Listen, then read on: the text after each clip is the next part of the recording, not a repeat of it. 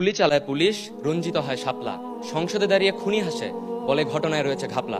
ধন্যবাদ মাননীয় স্পিকার আপনাকে আজকের এই বিতর্কে, আজকের এই সংসদে আমাকে কথা বলার সুযোগ করে দেওয়ার জন্য।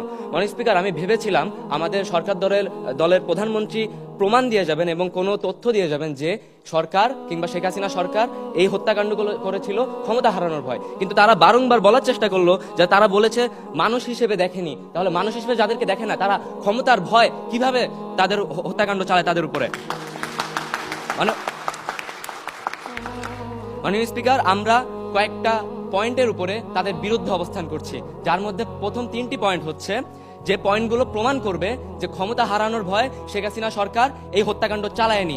তার পয়েন্টের মধ্যে প্রথম হলো ভারতের স্বার্থ রক্ষা, দ্বিতীয়টি হলো ইসলামী জাগরণকে স্তব্ধ করা, ইসলাম বিদ্বেষীদেরকে সুরক্ষা দেয়া, এবং তৃতীয় হলো আওয়ামী মতাদর্শ বাস্তবায়ন ও নিজেদের পরাশক্তি হিসেবে প্রমাণ করা।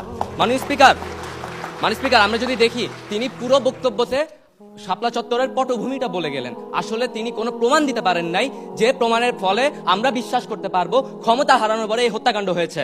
মাননীয় স্পিকার, আমরা যদি দেখি আন্দোলনের পটভূমি কেন ছিল, হেফাজতে ইসলাম কি কোনো রাজনৈতিক উদ্দেশ্য কিংবা কোনো রাজনৈতিক লাভ করার জন্য মাঠে নেমেছিল? বরং তারা তখনই মাঠে নামে যখন তাদের ইমানের উপর, যখন তাদের ধর্মীয় বিশ্বাসের উপর আঘাত করা হয়। মাননীয় স্পিকার, তারা 13টি দফা নিয়ে নামে। 13টি দফার প্রত্যেকটা দফা সরকারের কাছে আছে, সরকারের কাছে আবেদন ছিল। তাহলে যেই দফা সরকারের কাছে করা হয় সেই দফা কিভাবে সরকার বিরোধী দফা হয়ে থাকে? মাননীয় স্পিকার,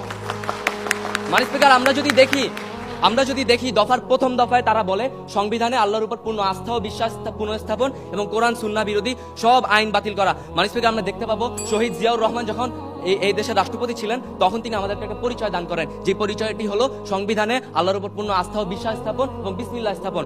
আওয়ামী লীগ সরকার পরিকল্পিতভাবে ইসলাম বিদ্বেষ মনোভাব থেকে এই দফা কিংবা এই জিনিসটা সরানোর মাধ্যমে আমাদেরকে একটা হুমকি দেয় যে আগামীতে আরো কঠিন দিন তোমাদের জন্য আসছে।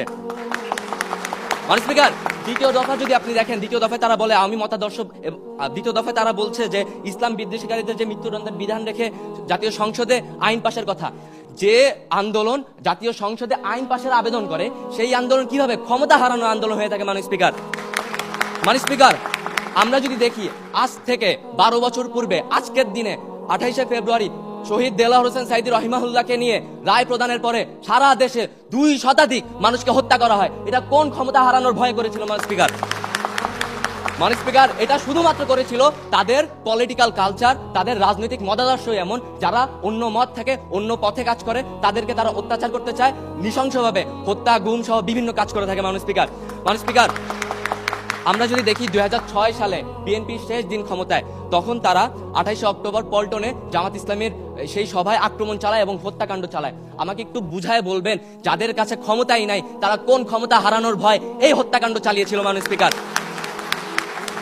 স্পিকার, আমরা চিত্র দেখাতে পারবো যে এগুলো সরাসরি সারা দুনিয়ার মানুষ দেখেছে যে কিভাবে হত্যাকাণ্ড চালানো হয়েছে। মাননীয় স্পিকার, আমি এই বলে শেষ করতে চাই যে আজকে সরকার পক্ষ থেকে যে প্রস্তাবটি দেয়া হলো এটা এই সংসদে গৃহীত হওয়ার কোনো অধিকার রাখে না। ধন্যবাদ মাননীয় স্পিকার আপনাকে। বিপ্লব চিরজীবী হোক।